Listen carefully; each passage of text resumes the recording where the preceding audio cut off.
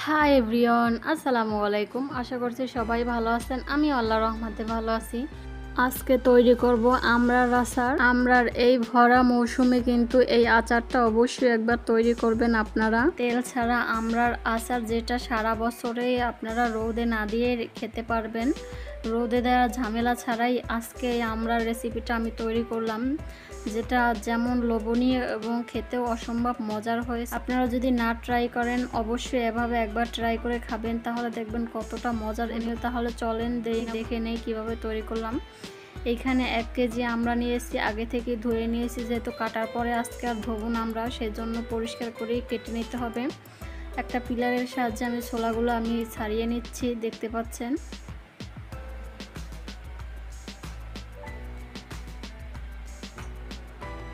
খুব সুন্দরভাবে কিন্তু ছোলাটা আমি ছাড়িয়ে নিয়েছি আমড়ার।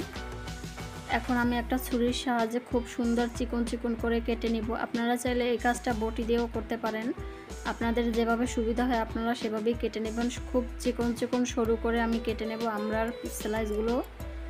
দেখতে পাচ্ছেন কিভাবে আমি কেটে নিচ্ছি।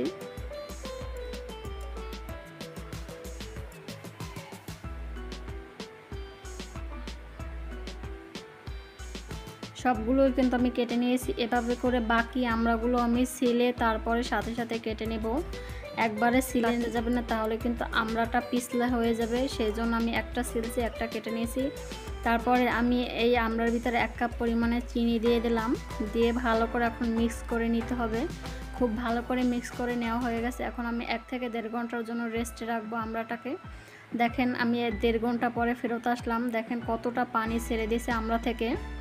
এখন আমি একটা প্যান বসিয়ে দিয়েছি, কিছুটা ভাজা মশলা তৈরি করে নেব। এখানে দিয়ে দিলাম 3-4টা শুকনো মরিচ, তারপরে দিয়ে দিলাম 5 ফোড়ন, 1 চামচ পরিমাণে জিরা, আর তারপরে দিয়ে দিলাম ধনিয়া আস্তা। তারপরে খুব ভালো করে আমি ভেজে নিলাম। দেখেন মশলাটা কিন্তু ভাজা হয়ে গেছে, এখন ফাঁকি করে নেব।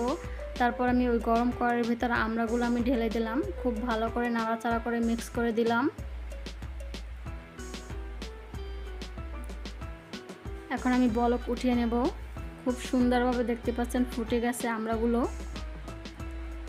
এখন এর ভিতর বাকি উপকরণগুলো দিয়ে দিতে হবে। এখানে আমি অল্প 1 চিমটি পরিমাণে হলুদের গুঁড়া আর মরিচের গুঁড়া দিয়ে দিলাম, যাতে কালারটা সুন্দর আসে আচারের, সেই জন্য দিয়ে দিলাম। খুব ভালো করে নাড়াচাড়া করে দিতে আসি, দেখতেই পাচ্ছেন। এভাবে করে আমি পানিটা শুকিয়ে নেব কিছুটা। দেখতেই পাচ্ছেন অনবরত নাড়াচাড়া করে দিয়েছি। তারপরে এখন ওই যে ভাজা মশলাটা তৈরি করে রেখেছিলাম আগে থেকে, সেটা আমি দিয়ে দিলাম এখানে। দিয়ে ভালো করে মিক্স করে নিতে হবে। তারপরে দিয়ে দিলাম আমি এখানে বিট লবণ। আপনারা চাইলে খাবার লবণটা ইউজ করতে পারেন, হাতের কাছে যেটা থাকবে সেটাই দিতে পারেন। তারপরে নাড়াচাড়া করে অনবরত কিন্তু আমি পানিটা শুকিয়ে নিয়েছি, দেখতে পাচ্ছেন। খুব ভালো করে কিন্তু নাড়াচাড়া করে পানিটা একবার শুকিয়ে নিয়েছি। দেখেন আঠালো আঠালো ভাব চলে আসছে। এ পর্যায়ে কিন্তু আমড়াটা আমাদের হয়ে গেছে। এখন আমরা নামিয়ে নেব। দেখেন কতটা সুন্দর এবং মজাদার দেখাচ্ছে আমড়ার আচারটা। এখন আমি উঠিয়ে নিলাম।